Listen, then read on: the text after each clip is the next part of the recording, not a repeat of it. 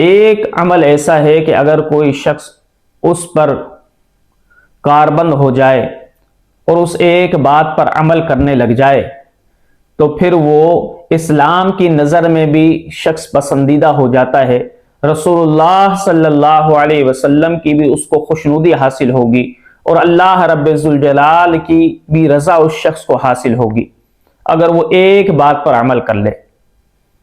علامہ نووی رحمۃ اللہ علیہ فرماتے ہیں کہ ایک یمنی شخص نے ارادہ کیا حضور علیہ الصلوۃ والسلام کے روزے پر حاضری کا، تو جب لوگوں کو پتہ لگا تو لوگ آئے اور اس کو یہ پیغام دیا کہ جب تم حضور کے روزے پر پہنچو تو ہمارا سلام کہہ دینا، اور ابو بکر کے مزار پر، عمر فاروق کے مزار پر جب حاضری ہو تو ان کو بھی ہمارا سلام کہہ دینا۔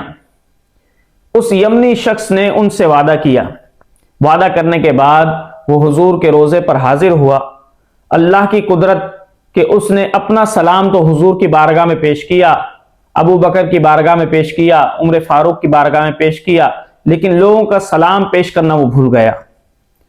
اب اس نے مدینے سے سفر باندھا مکے کے لیے۔ جب آدھے راستے پر وہ پہنچا تو اس کو یاد آیا کہ میں نے تو لوگوں کا سلام حضور کی بارگاہ میں پیش کرنا تھا، وہ سلام تو میں نے پیش کیا ہی نہیں۔ اب وہاں سے ہی دوبارہ وہ واپس پلٹا۔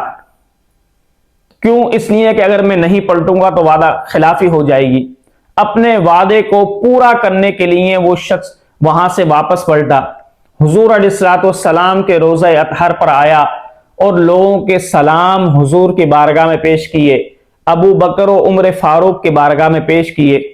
اور اب وہ یمنی شخص کہتا ہے کہ مجھے وہاں پر ہی نیند آ گئی۔ جب مجھے نیند آئی تو میری قسمت نے یاوری کی، خواب کے اندر حضور صلی اللہ علیہ وسلم کی زیارت مجھے نصیب ہوئی، اور میں خواب کے اندر کیا دیکھتا ہوں کہ دائیں طرف ابو بکر بیٹھے ہوئے ہیں، بائیں طرف عمر فاروق بیٹھے ہوئے ہیں۔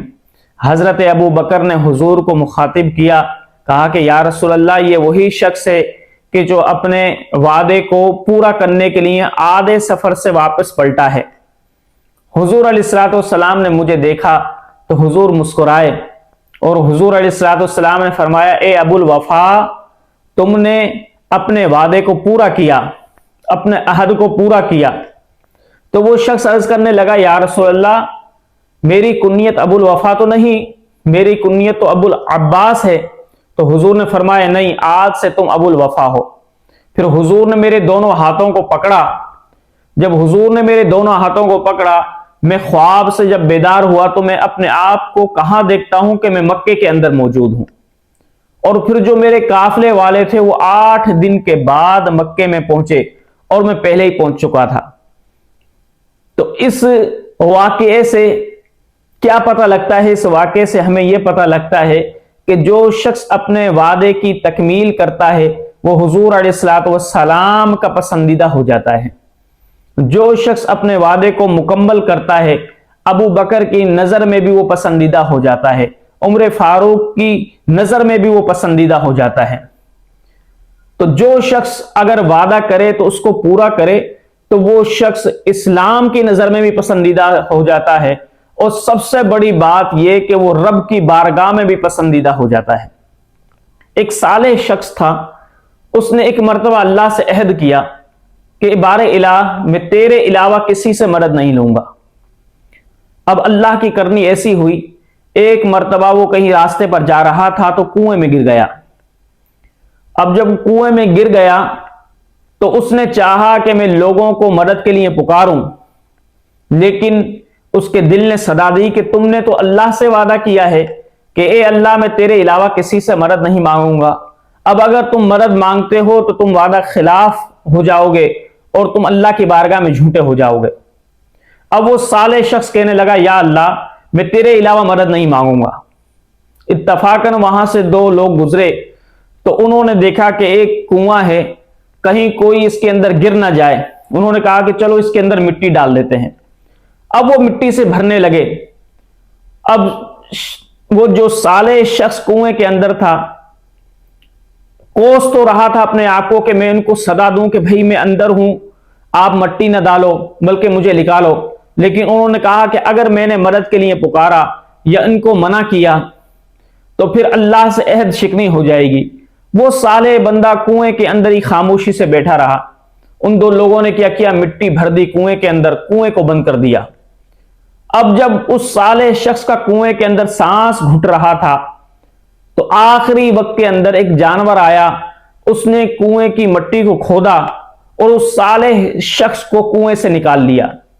جب وہ کنویں سے نکلا، ہاتف غیبی سے اس صالح شخص کو آواز آئی کہ اے میرے نیک بندے، دیکھ تو نے مجھ سے وعدہ کیا کہ میرے علاوہ تو کسی سے مدد نہیں لے گا، واقعی تو اپنے وعدے کا سچا تھا۔